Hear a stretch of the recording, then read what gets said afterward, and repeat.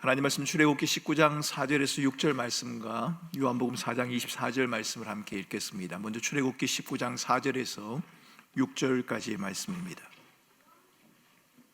4절, 5절, 6절, 3절 길지 않은 말씀입니다. 같이 함께 읽겠습니다. 같이 읽겠습니다. 내가 애굽 사람에게 어떻게 행하였음과 내가 어떻게 독수리 날개로 너희를 업어 내게로 인도하였음을 너희가 보았느니라. 세계가 다 내게 속하였나니 너희가 내 말을 잘 듣고 내 언약을 지키면 너희는 모든 민족 중에서 내 소유가 되겠고 너희가 내게 대하여 제사장 나라가 되며 거룩한 백성이 되리라. 너는 이 말을 이스라엘 자손에게 전할지니라. 아멘. 요한복음 4장 24절을 같이 읽겠습니다. 하나님은 영이시니 예배하는 자가 영과 진리로 예배할지니라. 아멘. 몇 주 전 금요 철야 시간에 교회 비전과 사역에 대한 나눔의 시간을 가졌습니다. 이번 금요일부터는 함께 나눈 내용들을 하나하나씩 좀 더 자세하게 살펴보고 교회를 위해서 기도하는 시간을 가져보려고 합니다.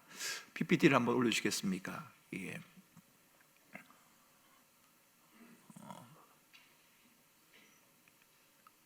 네. 하나님께서 우리에게 주신 세 가지의 선물이 있다고 말씀을 드렸습니다. 하나님이 우리에게 주신 세 가지의 선물이 있는데 안 넘어가는 것 같은데요. 제가 예.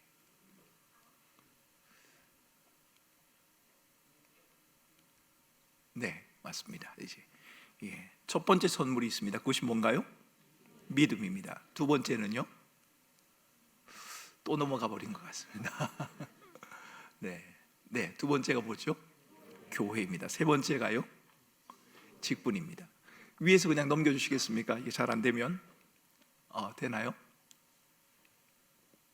네. 그런데 오늘은 특별히 교회에 관한 말씀을 나누어 보려고 합니다. 교회의 출발이 뭔가요? 주는 그리스도시요 살아계신 하나님의 아들이라는 믿음의 고백 위에 세워진 거룩한 기관이다. 여러 차례 제가 여러분에게 말씀을 드렸습니다. 교회가 주님이 세우신 거룩한 기관이라고 말할 때 우리의 세 가지의 의미를 기억을 해야 합니다. 첫 번째는 교회의 주인이 누구라고요? 교회의 주인은 주님이십니다. 주님이 교회를 세웠다는 것 여러분들이 기억을 하셔야 됩니다. 교회는 결의단체나 이익단체가 아닙니다. 우리가 교회를 하자, 여러분 그래서 교회가 된 게 아닙니다. 물론 우리 꿈꾸는 교회가 이루어지기 위해서 예전부터 전원교회를 있을 때부터 교회를 처음 시작했던 창립 멤버가 있기는 합니다. 그러나 하나님께서 그들을 통해서 전원교회와 꿈꾸는 교회를 세우셨지만 그럼에도 불구하고 교회의 주인은 주님이십니다.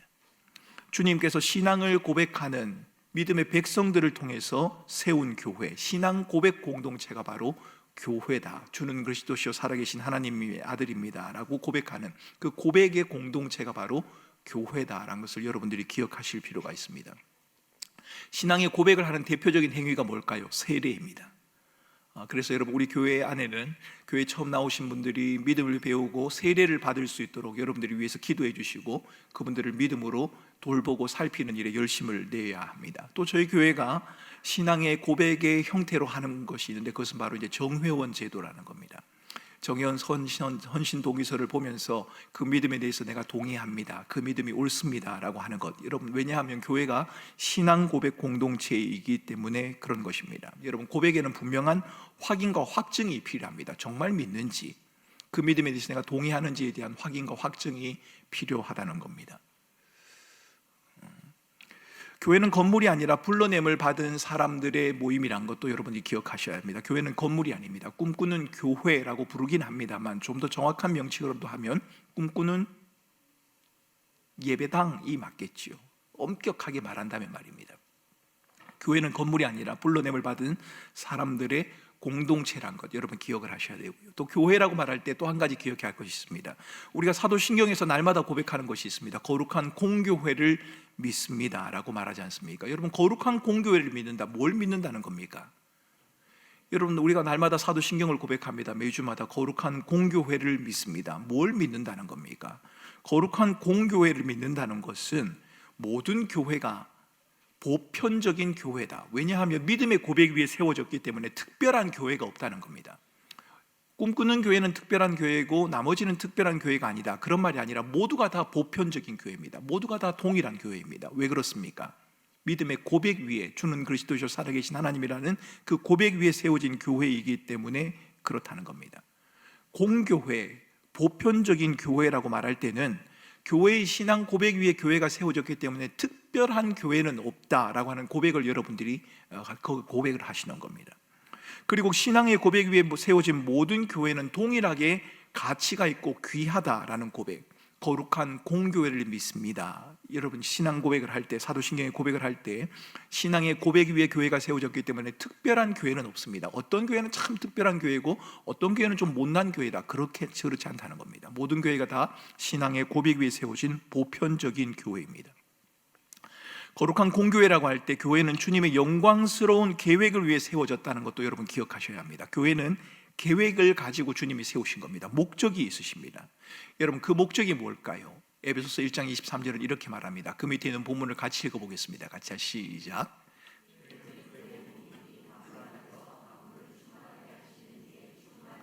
예, 교회가 누구의 충만이라는 겁니까? 그리스도의 충만이라는 겁니다. 그리스도를 보려면 뭘 보면 된다고요? 교회를 봐야 합니다. 왜요? 교회에는 뭐가 충만하니까요? 그리스도가 충만하니까요. 그리스도의 충만하심이 충만한 것, 충만케 하시는 이의 충만이다 라고 그렇게 말합니다. 하나님은 교회를 통해서 세상에 하나님 자신을 보여주기를 원하십니다. 그래서 여러분 이 땅에 세워진 지상교회가 하나님이 원래 계획하신 교회의 모습을 회복하지 못하면 여러분 이 세상 가운데 하나님을 보여줄 수 있는 방법은 없습니다. 교회가 교회다운 모습을 잃어버리면 우리는 세상에 하나님을 나타낼 수 없다는 것, 여러분 이것을 꼭 기억을 하셔야 합니다. 교회는 주님의 영광스러운 계획을 위해서 세운 거룩한 기관이란 것 여러분 기억하셔야 합니다. 오늘 우리가 읽은 본문 출애굽기 19장 6절에도 그 말씀이 나옵니다. 너희가 내게 대하여 제사장 나라가 된다고 했지 않습니까? 제사장이란 것은 자기를 위해 존재하지 않습니다. 공동체와 열방을 위해서 존재를 하지요. 제사장은 자기를 위해 존재하지 않습니다. 공동체를 위해서 존재하고 그리고 믿지 않는 자들이 주께 나오도록 열방을 위해서 존재하는 것입니다. 이런 영광스러운 교회를 주님은 이곳에 세우셨습니다. 그리고 그 교회를 통하여 주님의 일을 하기를 원하시는데 교회가 가지고 있는 기능, 본질, 목표가 있습니다. 첫 번째는 예배고요, 두 번째는 선교, 그 다음은 교육과 양육이고 교제, 그리고 봉사와 섬김이라는 이 5가지의 기능입니다. 이것을 교회의 5대 기능이라고도 말을 하고요, 교회의 5대 역할이라고도 그렇게 말을 합니다. 우리가 가장 먼저 오늘 살펴볼 것은 바로 예배라는 것입니다. 예배. 여러분 예배가 무엇입니까? 예배는 하나님의 하나님됨을 인정하는, 하나님의 하나님이십니다라는 것을 고백하는 행위가 바로 예배입니다. 예배는 창조의 순간부터 있었습니다. 아담과 하와에게 하나님께서는 선악과를 두시고 이 선악과를 제외한 모든 것은 다 먹어도 되지만 이 선악과를 먹어서는 안 된다라고 그렇게 했습니다. 왜 그랬을까요? 하나님께서는 이 선악과를 바라보면서 인간들이 자신의 한계를 깨닫고 내가 피조물입니다, 하나님은 창조주이십니다 라는 고백을 하기를 원하셨습니다. 그게 바로 예배이지요. 그런데 아담과 하와는 이 예배에 실패를 하고 말았습니다. 죄가 무엇입니까? 죄는 마땅히 예배해야 할 창조주 하나님을 예배하지 않고 창조된 피조물을 예배하는 것이 죄입니다. 로마서에서 그렇게 말하지요. 하나님의 거룩한 영광을 썩어질 피조물과 바꾸어 버렸다. 하나님을 예배해야 되는데 하나님이 아닌 다른 것을 예배하는 것이 바로 죄라는 겁니다. 예수께서 이 땅에 오심으로 진정한 예배를 하나님은 회복하기를 원하셨습니다. 아니 회복하셨습니다. 그리고 장차 전능하신 이의 통치하심을 예배하는 날을 보게 될 것입니다. 요한계시록 19장 6절에 보면 그 이야기가 나옵니다. 모든 것은 다 사라져도 예배는 영원하다. 여러분 이 말은 틀리지 않습니다. 여러분 존 파이프 목사님이 그런 말을 하죠. 교회의 궁극적인 목표는 선교가 아니라 예배이다. 왜냐하면 궁극적으로 중요한 것은 사람이 아니라 하나님이시기 때문입니다. 그리스도께서 다시 오시면 우리는 선교할 일이 없을 겁니다. 그리스도께서 다시 오시면 우리는 양육할 일도 없을 겁니다. 모여서 함께 교제하자 그럴 필요도 없을 겁니다. 왜냐하면 그리스도께서 오시는 그날은 모든 것이 다 완성되는 날이기 때문입니다. 예배를 드리는 자만이 선교할 수 있습니다. 예배를 드리는 자만이 온전한 섬김을 할 수 있고 온전한 자람을 경험할 수 있다는 겁니다. 그렇다면 여러분, 우리 꿈꾸는 교회의 예배는 어떨까요? 여러분, 제가 저희 교회 부임하고 난 다음에 그때는 오이코스였죠. 오이코스 섬기미들이 계셨는데 섬기미들을 123명에게 설문을 한번 받았습니다. 더 많은 분들에게 설문을 드렸지만 참여하신 분이 123명이었는데요. 만점이 4점이었습니다. 4점 만점이었는데 예배에 대한 점수가 3.36이 나왔습니다. 여기에 보시면 5가지 항목이었는데요. 한 가지가 좀 낮은 것처럼 낮은 점수로 나온 게 있습니다. 2번입니다. 다양한 형식으로 예배 프로그램을 개발하여 드려진다라는 것에 대해서. 그래서 예배의 형태, 예배의 형식에 대해서 조금 더 기대하고 있는 마음이 있는 것 같다는 인상을 받았습니다. 나머지 부분들에 대해서는 다 양호하게 나왔습니다. 그런데 예배가 좀 더 다양한 형태였으면 좋겠다, 예배가 좀 더 다양하게 드려지면 좋겠다라고 하는 그런 마음들이 좀 있을 수도 있겠다라는 생각을 해보게 되었습니다. 여러분, 예배의 형식과 예배의 다양성 물론 중요합니다.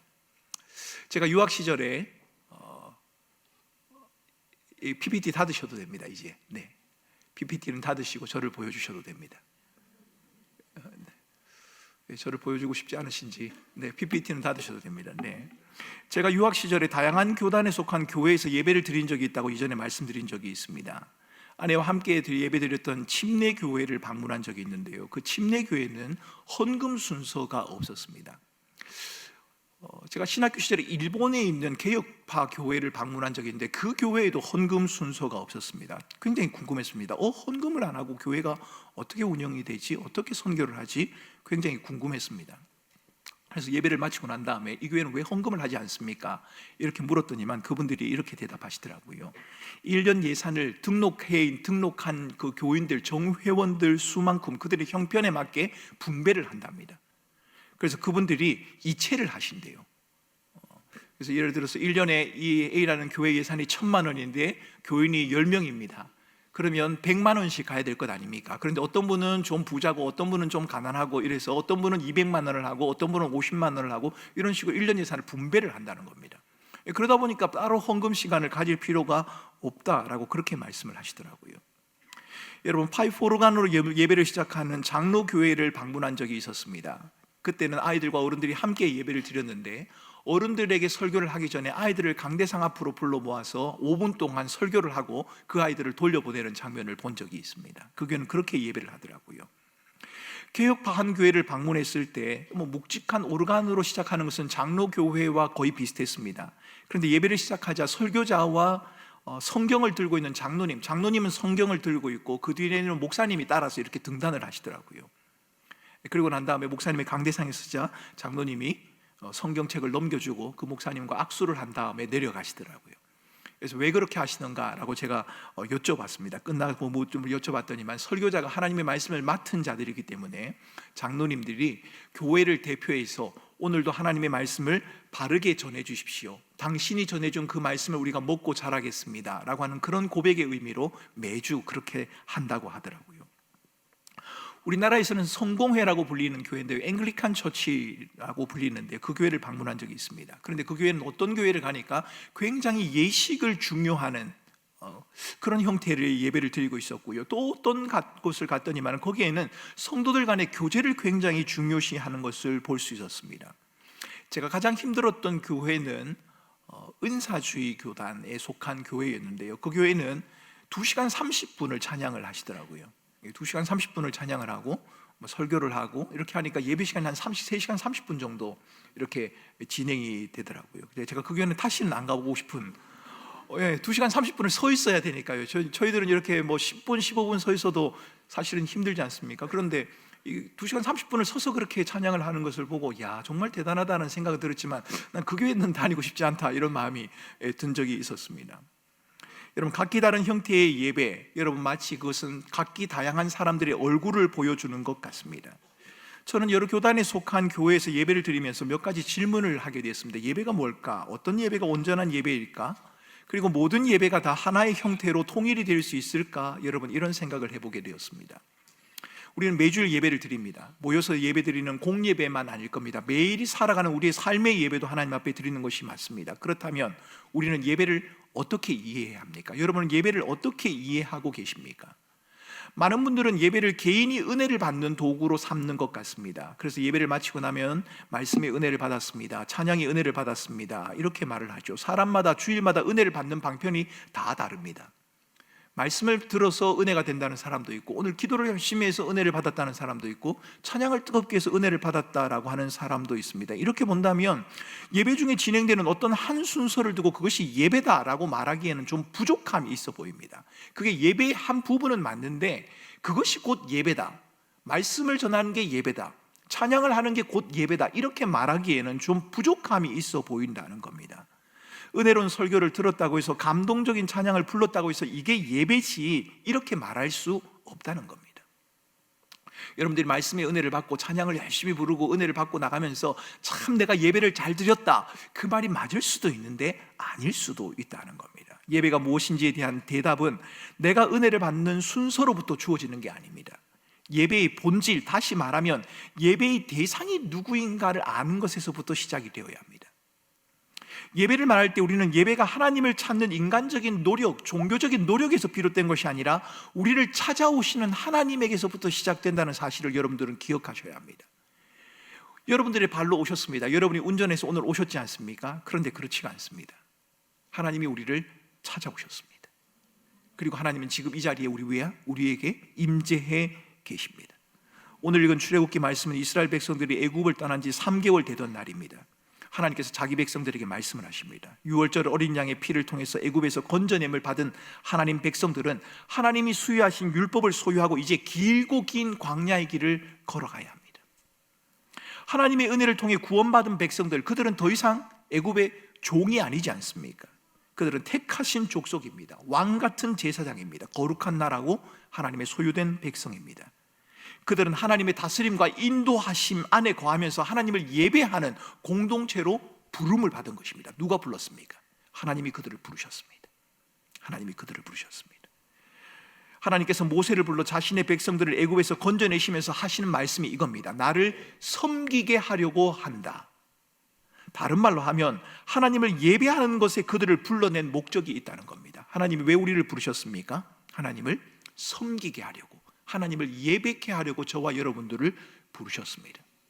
우리는 하나님의 찾아오심과 부르심을 제외하거나 무시한 채 예배의 주제를 논할 수 없습니다. 예배의 시작이 하나님으로부터 시작된다, 하나님에게서 비롯된다는 증거 구약의 제사에서도 찾아볼 수 있습니다. 레위기를 읽어보면 하나님께서 자신의 백성들을 만나는 시간과 장소 정해주셨습니다. 속죄의 제물도 속죄의 의식도 하나님께서 정하셨습니다. 하나님께서는 속죄의 말씀으로 백성들을 찾아오셨고 자신의 이름으로 백성들에게 복을 빌기도 하셨습니다. 하나님이 정한 시간에, 하나님이 정한 장소에, 하나님이 정한 방법을 따라 예배해야 했고, 그 예배드리는 그곳에 하나님께서 임재하셨고 하나님이 그들에게 복을 주셨다는 겁니다. 신명기 4장 10절을 보면 모세가 시내산에서 하나님의 언약을 받기 위해 부름을 받았을 때 백성을 모으라라고 하는 말이 나옵니다. 백성을 모으라라고 하는 이 말, 모으라라고 하는 이 히브리어가, 이 말이 신약에 나오는 교회라는 말로 번역이 되고 있습니다. 하나님이 불러 모은 공동체, 여러분 이게 교회라는 겁니다. 우리가 모인 게 아닙니다. 하나님이 우리를 불러 주셨습니다. 하나님께서 자기 백성을 모으라고 하시니까 비로소 하나님의 백성들이 모인 겁니다. 교회가 되었다는 겁니다. 그러므로 여러분, 우리는 예배가 무엇인지를 말할 때 진행되는 순서를 어떻게 해야 될까, 방법을 어떻게 해야 될까, 자세나 태도를 어떻게 해야 될까를 생각하기 전에 먼저 우리를 부르신 하나님을 먼저 기억해야 합니다. 그래야 그게 예배가 되는 겁니다. 예배에 관해 말하는 사람들이 주로 인용하는 본문이 요한복음 4장 24절이지 않습니까? 하나님은 영이시니 예배하는 자가 신령과 진정으로 예배할지니라. 여러분, 저는 이 본문을 2주 전에 설교를 했습니다. 여러분들이 예배에 대해서 관심이 있거나 또다시 생각을 하셔야 되면, 그때 설교가 잘 생각이 나지 않으시면 3월 10일일 겁니다. 10일주일 설교를 다시 한번 들어보시기 바랍니다. 영과 진리로 예배하는 것이 어떤 것인가? 여러분, 그 본문을 요약해보면 2가지로 요약할 수 있습니다. 예배는 장소와 전통의 문제가 아니라는 겁니다. 예배의 본질은 내가 어디에서 예배를 드렸느냐, 어떤 전통을 가지고 예배를 드렸느냐, 그것이 예배의 본질은 아닙니다. 그리고 예배의 대상이 구원자이신 예수 그리스도여야 한다는 것, 여러분 그것이 요한복음에서 영과 진리로 예배하라고 하는 말씀의 핵심입니다. 메시아이신 그리스도의 복음 없이는 참된 예배를 드릴 수 없습니다. 예수 그리스도 그분 없이는 우리는 예배를 드릴 수 없고, 그리스도를 알고 고백하고 그에 대한 반응으로 드리는 것이 바로 예배라는 사실, 여러분이 기억하셔야 합니다. 예수 그리스도가 빠지면 그 예배는 참된 예배가 될 수 없습니다. 여러분, 제가 어제 어느 목사님의 설교하는 한 부분을 듣는 중에 그분이 이런 말씀을 하시더라고요. 설교에서 여러분들이 위로를 받고 힘을 얻고 격려를 얻고 때로는 웃음을 찾는 그런 부분들이 있을 수 있습니다. 그런데 여러분, 솔직히 말하면 제 설교를 듣고 여러분들이 도전을 받고 웃기도 하고 울기도 하는 것보다 더 유명한 강사들 있지 않습니까? TV에 나오는 프로그램들 말입니다. 거기에서 얻는 기쁨과 즐거움이 어쩌면 더 클 수 있습니다. 그분들이 저보다 훨씬 탁월한 말들을, 여러분들에게 감동이 되는 말들을 많이 할 수 있습니다. 그런데 왜 우리가 설교를 듣습니까? 그분들이 하는 말들에 빠진 것이 있습니다. 예수 그리스도가 없다는 겁니다. 거기에는 감동도 있고 웃음도 있고 때로는 우리를 울릴 만큼, 우리의 심금을 울릴 만큼 감명 있는 말도 있지만 거기에는 예수 그리스도가 없습니다. 우리의 예배의 중심에는 예수 그리스도 그분이 있어야 합니다. 예수가 빠지면 그 예배는 참된 예배가 될 수 없습니다. 예배의 대상이 누구인가라고 하는 질문 매우 중요합니다. 예배의 대상이 잘못될 때 그것은 우상 숭배가 되고 만다. 여러분, 제가 2주 전 설교에서 여러분들에게 그렇게 말씀을 드렸습니다. 우상이라는 것은 대상을 잘못 선정하는 것 아닙니까? 예배의 주인이 하나님이신데 하나님을 대상으로 생각하지 아니하고 또 다른 무엇인가가 대상이 되는 순간, 여러분, 우리는 예배를 드리고 있는 것이 아니라 우상 숭배를 하고 있는 겁니다. 저는 설교를 통해서 예배 중에 마음에 와닿는 순서나 교회가 제공하는 프로그램들이, 선호하는 사역이 여러분 우리의 우상이 될 수도 있다고 여러분들에게 말씀을 드렸습니다. 참 찬양이 좋았네, 그게 좋기는 한데 그게 우리에게 도움이 되는데, 여러분 그 찬양이 우리로 하여금 그리스도 앞으로 나가게 하지 못한다면 그것은 우상이 된다는 말입니다. 참 목사님 설교가 좋네, 좋은데 그 설교를 통해서 우리가 그리스도를 바라보지 못한다면, 그리스도 앞에 서 있는 우리의 죄된 모습을 보지 못한다면, 여러분 그 설교는 여러분들의 우상이 되고 만다는 겁니다. 여러분, 온전한 예배를 드리고 싶으십니까? 그렇다면 새로운 형태의 예배와 찬양, 새로운 스타일의 설교를 도입하는 일에 관심을 기울이기보다 어떻게 하면 예배의 스타일을 좀 바꿔볼까? 어떻게 하면 시대에 뒤지지 않는 예배의 형태를 가져볼 수 있을까? 여러분, 여기에 관심을 기울이기보다는 예배의 대상이 되신 하나님, 오직 유일하시고 참된 성부, 성자, 성령 하나님, 그분이 어떤 분인지, 그분이 나를 위해서 어떤 일을 하셨는지, 그분이 지금 어디에 계시고 지금 우리를 위해서 무엇을 하고 계신지에 마음을 쏟아야 한다는 겁니다. 여러분, 그래야 우리가 온전한 예배를 드릴 수 있습니다. 오늘날 우리가 드리는 예배의 위기가 있다면 그것은 다름 아닌 삼위 하나님이 예배 가운데 잘 드러나지 않는다는 겁니다. 예배가 화려할 수 있습니다. 예배가 매끄러울 수 있습니다. 예배가 우리의 심금을 울릴 수 있습니다. 그런데 그 예배 가운데 하나님이 잘 드러나지 않는 것 같은 느낌, 여러분 이것이 우리의 예배의 위기란 말입니다.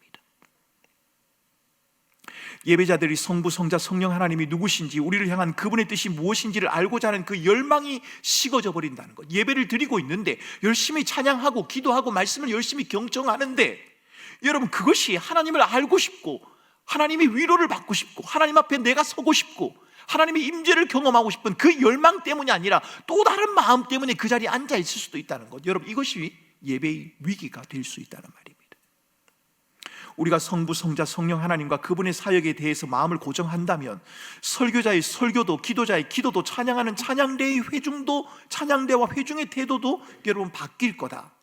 여러분, 저는 설교를 통해서 여러분들에게 이렇게 강조한 적이 있습니다. 우리가 하나님을 의식한다면, 이곳에 함께 계신 하나님 그분을 의식한다면 우리의 찬양도 달라질 겁니다. 하나님 앞에서 하는 찬양인데요, 하나님 앞에서 하는 기도인데요, 하나님 앞에서 하는 설교인데요, 전적으로 무능하고 연약한 우리 자신에 대한 애통함이 있지 않겠습니까?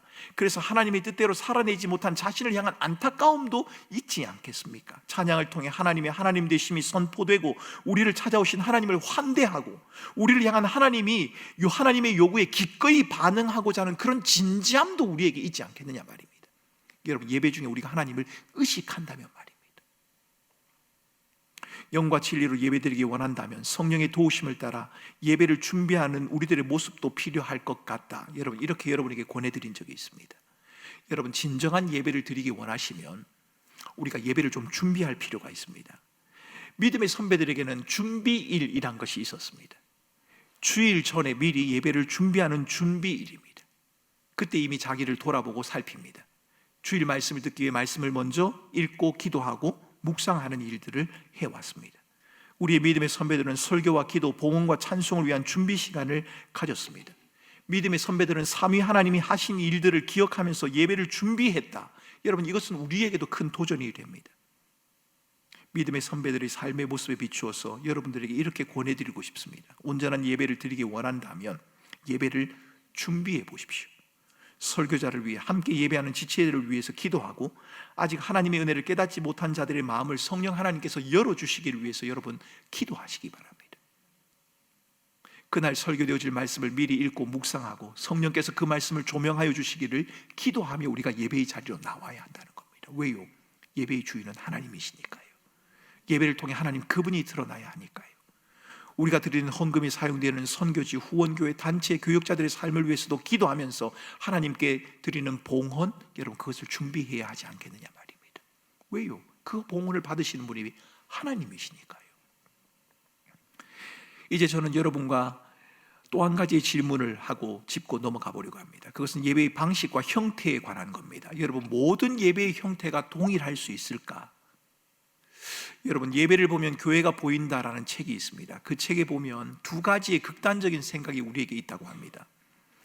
한 가지는 예배의 형식에 지나치게 집착하는 겁니다. 예배의 형식은 반드시 이래야만 한다, 이런 거죠.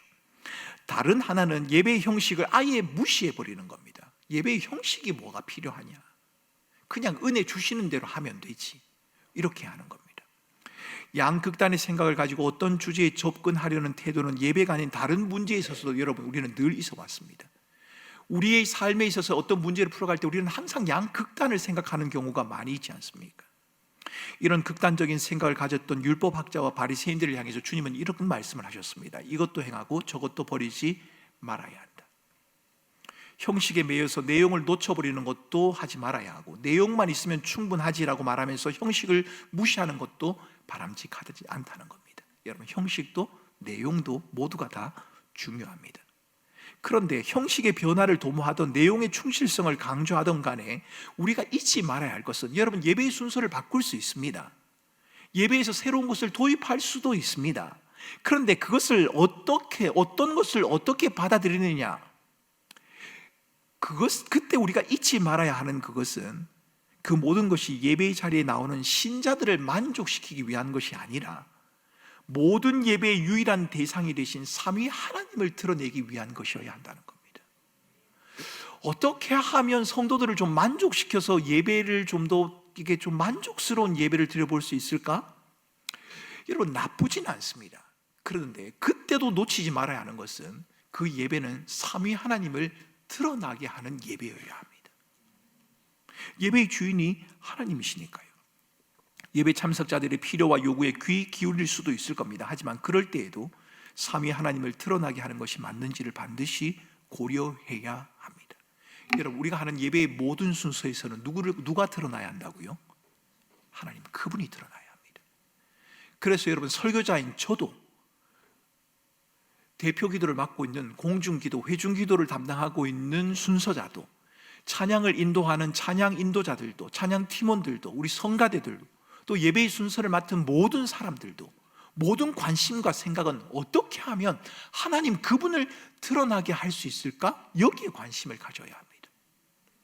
그리고 혹 내가 하는 어떤 행위나 말들이 예수 그리스도 삼위 하나님 그분을 드러나게 하는 일에 방해가 되는 것이라면 여러분, 그것을 삼가해야 한다는 겁니다.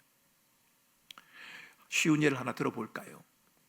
여러분, 저희 찬양팀들은 참 잘하고 있습니다만, 여러분, 찬양팀들을 운영을 할 때 찬양팀 내에서 교회들마다 가진 규칙들이 있는데 복장에 관한 규칙을 강조할 때가 많이 있습니다. 예를 들면 너무 화려한 옷을 입지 마세요, 이렇게 말을 합니다. 그것은 설교자도 마찬가지입니다. 제가 만약에 흰 양복을 입고 빨간 구두를 신고 이렇게 올라왔다고 여러분 한번 생각을 해보십시오.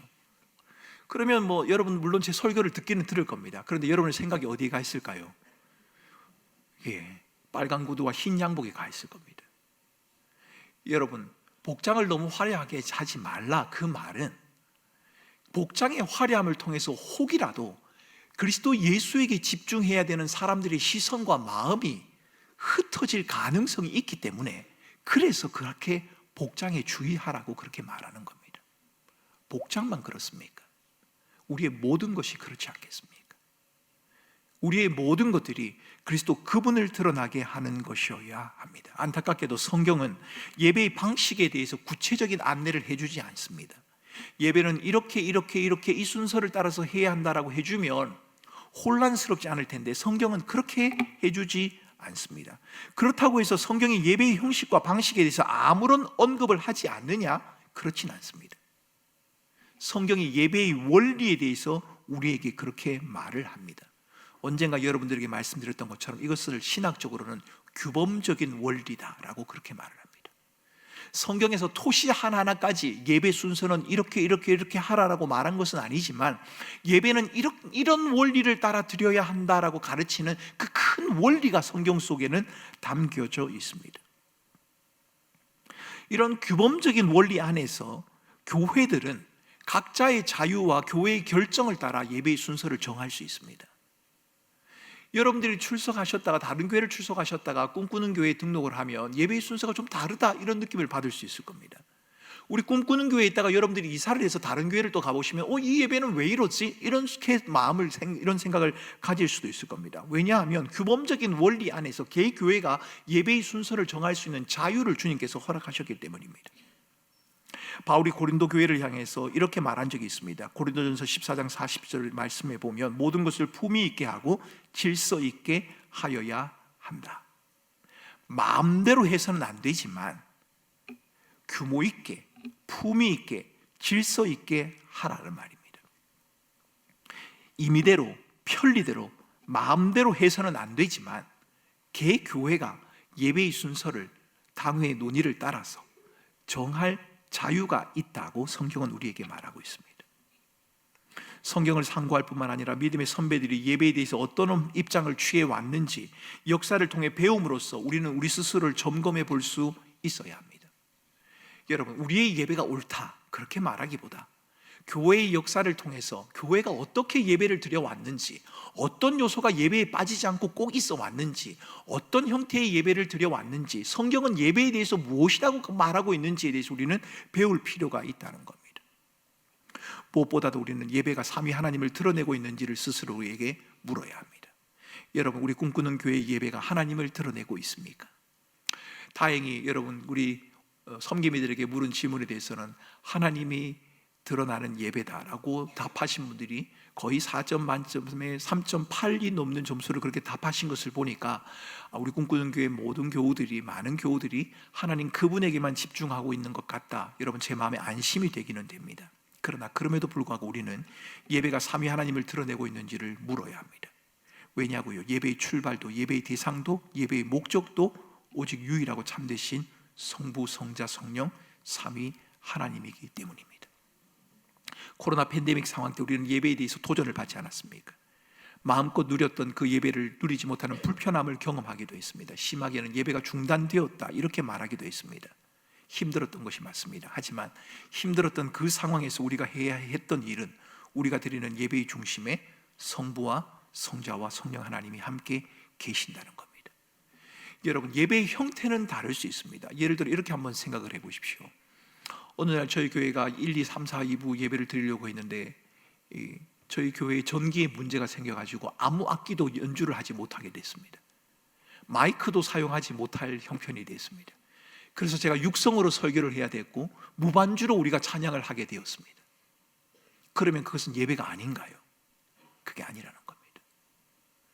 어떤 환경과 상황 속에서도 우리의 예배의 중심에는 삼위 하나님 그분이 계셔야 합니다. 우리는 그것을 확인해야 합니다. 여러분이 예배의 순서에서 어떤 순서를 맡고 계시던 간에, 아니면 주일의 날 봉사를 어떤 봉사를 하시던지 간에, 어떤 섬김을 하던지 간에, 혹은 섬김을 받는 입장에 놓여 있던 간에, 여러분 그 섬김을 받는 것이나 섬기거나 예배의 순서를 맡은 그것이 예수 그리스도 삼위 하나님의 구속의 은혜를 드러나는 일에 정말 충실하게 반영되어지고 있는지 아닌지를 우리는 살펴보아야 한다는 겁니다. 여러분, 우리가 늘 주차 때문에 이야기를 하고 있습니다. 여러분, 왜 주차를 할 때 주차 요원들의 협조를 잘 받아야 할까요? 주차를 잘 하기 위해서 그런 것도 맞습니다. 여러분, 프랭카드에 주차는 예배의 시작입니다. 저는 그렇게 말하고 싶습니다. 아니, 주차는 예배의 전부입니다. 주차만 그렇습니까? 아닙니다. 밥을 먹는 점심 식사도 예배의 전부입니다. 우리가 주차를 하던, 밥을 먹던, 카페에서 차를 마시던, 이곳에서 찬양을 하던 그 중심에는 누가 계셔야 합니까? 하나님 그분이 계셔야 합니다. 그리고 우리가 하는 그 행위를 통하여 누가 드러나야 합니까? 하나님 그분이 드러나야 합니다. 그래서 우리 찬양팀도, 성가대도, 안내팀도, 새가족팀도 어떤 순서를 어떻게 할까? 어떤 곡을 어떻게 연주할까? 제게 물으실 필요가 없습니다. 함께 모여 고민하면서 어떻게 하면 그리스도를 드러나게 할 수 있을까?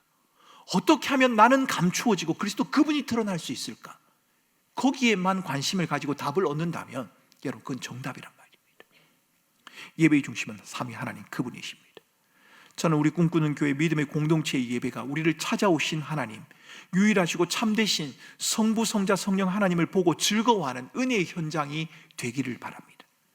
삼위 하나님을 통해서 지친 영혼들이 위로를 얻고, 연약한 자들이 무릎에 힘을 얻고, 동일한 믿음을 고백하는 성도들 간의 깊은 교제를 나누고 다시 세상을 향해서 나아갈 수 있는 현장, 여러분 그것이 바로 우리 꿈꾸는 교회의 예배의 현장이 되었으면 좋겠단 말입니다. 여러분, 예배가 살아야 교회가 삽니다. 예배에 하나님의 임재가 있어야 여러분 우리가 은혜를 받을 수 있습니다. 여러분에게 몇 가지 당부를 하고 싶습니다. 여러분, 먼저 예배를 사모하십시오. 의식적으로라도, 여러분 의도적으로라도, 여러분의 마음을 다해서라도. 여러분, 제 이야기를 해서 그렇습니다만, 여러분 저는 이 자리에 서서 찬양을 할 때, 설교하기에 올라오기 전에 이 표현이 맞을 겁니다. 저는 용을 씁니다. 용을 쓴다는 말이 뭔지 아십니까? 이 사투리인가요? 사투리는 아닌 것 같은데, 제가 온 마음을 다 기울이는 게 있습니다. 뭔가 하면 제가 저 자리에 서서 찬양을 할 때 찬양을 하기가 좀 어렵습니다. 왜냐하면 설교를 하기 위해 제 목도 보호를 해야겠고, 설교의 원고도 머리에 떠올려야겠고, 오늘 설교를 어떻게 해야 될까를 고민도 해야겠고, 이러다 보니까 찬양에 집중하는 것이 너무 힘이 듭니다. 그래서 어떻게 하면 내가 온전하게 하나님을 좀 이 시간 한 시간만큼 찬양을 해볼 수 있을까? 그것을 위해서 제가 용을 쓴다는 겁니다. 여러분도 예배를 사모했으면 좋겠습니다. 하나님의 임재와 함께 하심을 의식적으로라도 사모하라는 겁니다. 여러분, 예배를 드리는 저와 여러분들의 생각 속에 수많은 생각이 찾아오지 않습니까? 몸은 여기에 있는데 우리의 머리는, 우리의 생각은 다른 곳을 향할 때가 많지 않습니까? 그때 의식적으로라도, 의도적으로라도 우리의 마음을 모아서라도 이곳에 계신 하나님 그분을 집중할 수 있도록, 그분을 사모하고 그분을 기대하도록 우리가 애를 쓰자는 말입니다. 예배의 시작은 우리를 찾아오신 하나님 그분이십니다. 찾아오신 하나님에 대한 정당한 반응이 우리에게 필요하다는 겁니다. 두 번째, 여러분에게 당부드리고 싶은 것은 예배를 통해 하나님의 영광이 드러나기를 기대하라는 겁니다. 여러분, 예배를 통해 우리가 위로도 받고 힘도 받아야 하지만 하나님의 영광이 드러나야 합니다. 하나님 그분이 우리의 예배를 통해 드러날 수 있어야 한다는 겁니다. 그러기 위해서 인위적으로 예배를 이끌거나 참여하려고 하지 마시기 바랍니다. 인위적으로 여러분들이 뭔가를 해서 하나님의 은혜를 한번 이끌어 봐야겠다, 경험해 봐야겠다, 여러분 그렇게 하지 마시기 바랍니다. 오히려 여러분 자신을 예배 가운데 임하시는 성령 하나님에게 자연스럽게 한번 맡겨보시기 바랍니다. 여러분, 저는 이런 생각을 해봅니다. 저희 교회의 찬양이 참 힘이 있고 좋습니다. 그런데 제가 한번 이런 생각을 해봅니다. 이 자리에 계신 분 가운데 박수도 치고 싶지 않을 만큼 힘든 분이 계실 수도 있을 텐데 그분의 마음은 어떨까라는 생각을 가져볼 때가 있습니다. 여러분, 박수를 치지 말자는 게 아닙니다. 여러분, 제 말 오해하지 마시기 바랍니다. 제 말은 인위적이어서는 안 된다는 겁니다. 여러분이 박수를 치더라도 치고 싶지 않으면 손을 내려놓으셔도 괜찮습니다. 일어서 있는 게 정 부담이 되면 앉아 계셔도 괜찮습니다.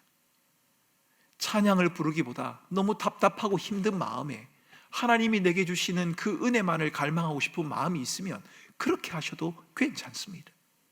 그렇게 하는 것을 여러분들이 이상하게 보지도 말고, 그렇게 하는 것을 여러분들이 이상하게 여기지도 말았으면 좋겠다는 겁니다. 제가 아는 장로님 한 분이 몇 주 전에 저희 교회 예배에 다녀가셨습니다. 그분은 개혁파 교회 예배에 익숙한 분입니다. 저희 교회 예배와는 전혀 다른 형태의 예배를 드리시는 분입니다. 그런데 그분과 주중에 만나서 식사를 하는 시간이 있었습니다. 그분이 갑자기 저에게 오셔서 제가 인사만 드리고 전화를 드렸더니만 인천에 올라와 계셔서 한번 만나서 이야기를 나누고 교제를 하는 중에 그 장로님이 제게 그런 말씀을 하시더라고요. 목사님, 좀 다른 형태의 예배를 제가 드리긴 했는데 꿈꾸는 교회에서 예배를 드리면서 참 자연스럽고 좋다고 느낀 게 있습니다. 손을 들라고 한 것도 아닌데 어떤 분은 손을 들고 찬양을 하고 있고, 어떤 분은 박수를 치고 있고, 어떤 분은 몸을 흔들고 있고, 어떤 분은 앉아 있고, 너무 자연스럽게 하는 모습이 너무 좋았습니다. 이렇게 말씀을 하시더라고요. 여러분, 예배 시간에 너무 다른 사람 눈치 보지 마시기 바랍니다. 박수 치고 싶지 않은데 다른 사람이 치니까 박수를 친다, 그러지 않으셔도 괜찮습니다. 하나님 그분에게 한번 집중해 보시기 바랍니다. 하나님 그분이 내 마음을 만지기를, 내 마음의 은혜를 베푸시기를. 여러분과 다르게 행동한다고 해서 그분을 이상하게도 보지 마시기 바랍니다. 그래서 여러분, 예배의 성공을 위해서는 저는 관대함이 필요하다, 그렇게 말씀드리고 싶습니다. 좀 실수가 있고 나와 다름이 있고 그래도 그것을 있는 그대로 봐줄 수 있는 관대함들 말입니다. 아이를 가진 엄마들이 들어와서 예배 드릴 수 있지 않습니까? 아이들 때문에 좀 힘들어지는 상황이 발생할 수도 있지 않습니까? 예수님이 설교할 때는 그러지 않았을까요? 그랬을 겁니다. 예수님이 설교할 때도 아이들을 데리고 오는 사람들이 있었지 않습니까? 오죽 시끄러웠으면 제자들이 아이를 막았었을까요?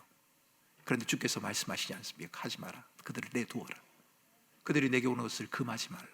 주님은 그렇게 말씀하지 않으셨습니까? 여러분, 너무 인위적으로 예배를 이끌려고 하지도 말고 예배에 참여하려고도 하지 마시기 바랍니다.